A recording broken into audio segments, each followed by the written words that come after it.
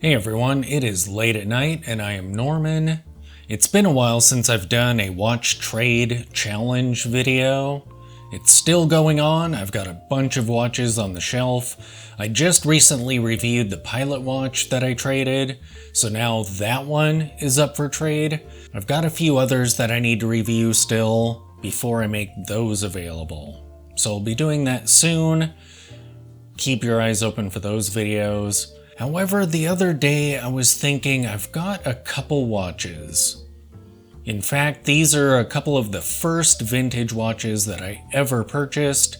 However, they've become a bit redundant in my collection. Now that I have the Tudor, I have a great vintage silver dial watch, and I even have some vintage style contemporary pieces. I also have the pull router and other dark dial vintage watches, vintage style watches. So the dark dial piece is also a bit redundant. So I was thinking it would be fun to offer these up for trade.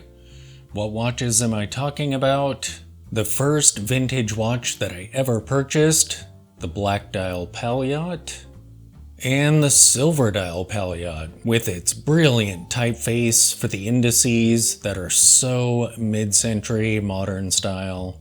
And the silver tone of this dial is absolutely amazing.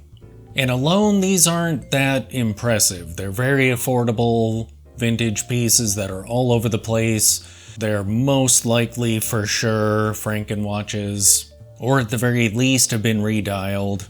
However, I'm going to offer these as a set, so if you have a single watch you would like to trade for either of these, I'm totally cool with that. But I think as a set, they're really cool. So let's take a close look at these watches. It's been a while since they've been before the camera, and if you're interested in them, my email address is in the description below. So let us begin.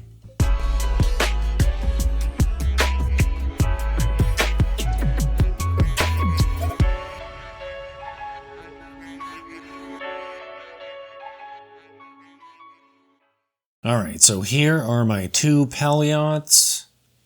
The very first vintage watch I ever purchased. And this one I think was maybe the third, something like that. Here is the black dial one.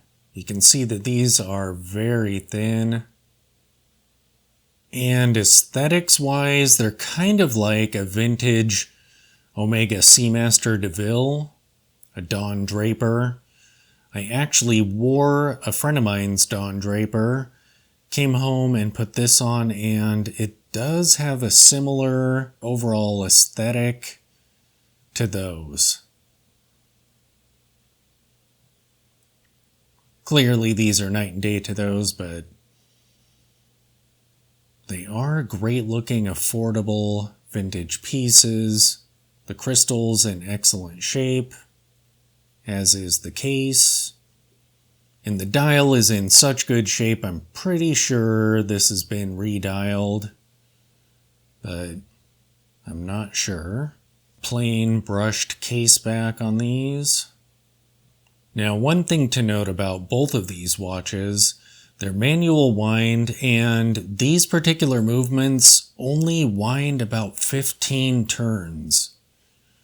So back when I was wearing these a bunch, I would actually wind them in the morning and at night,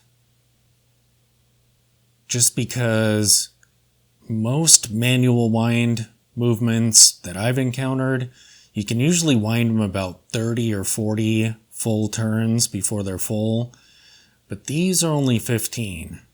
I put this watch on the Timegrapher and it is running pretty fast, but you can see that the lines are nice and clean, there's good amplitude to it, and its beat error doesn't look bad at all. So it's possible that maybe this just needs adjusted, assuming this movement has one of those adjustments on the balance wheel. But yeah, I'm guessing that this was actually serviced before I purchased it, but by the person who sold it. Probably just a hobbyist who sells watches like this, so I'm guessing this movement is capable of running a bit more accurate than it is, but it looks pretty healthy.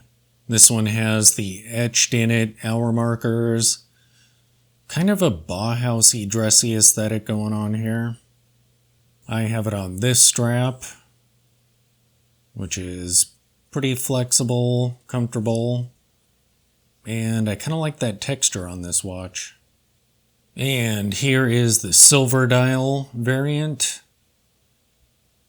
In person, this silver looks so great, especially if you're outside in the sun. This has the same kind of case, super thin. But with this watch, the real rock star is the typeface for the 12, 3, 6, and 9. Just look at that.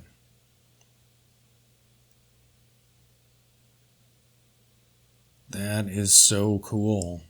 Those markers are actually the reason that I purchased this watch. I just thought they looked so cool, so Jetsons and retro future-y. Just amazing. There's also the etched in markers in between those. The hands are gold toned. And the dial on this also looks like brand new, so I'm guessing it's been redialed. Same case back. The case is in excellent shape. And this one on the Timegrapher is doing much better as far as precision goes. However, the beat error could definitely use correcting on this one, but just like with the black dial, the movement seems to be pretty healthy. I'm pretty sure you could just wear these for years to come and they'll work just fine, even without a servicing. And like I mentioned with the dark dial one, this movement only lets you wind about 15 turns of the crown before it's full. So, yeah. But I think together as a set, these are pretty cool. On their own, they're just easily accessible, affordable, vintage pieces that are all over eBay.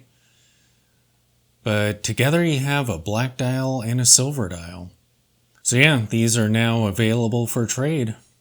There you have it, a couple vintage Palliot watches that look brilliant. They're running okay. My guess is they probably were serviced before I purchased them, but serviced by a hobbyist who resells these things. So at some point it would be good to get them either fine-tuned or serviced, but they're inexpensive vintage Palliots. You could probably just wear them for years and years and they'll just keep on running. Most likely.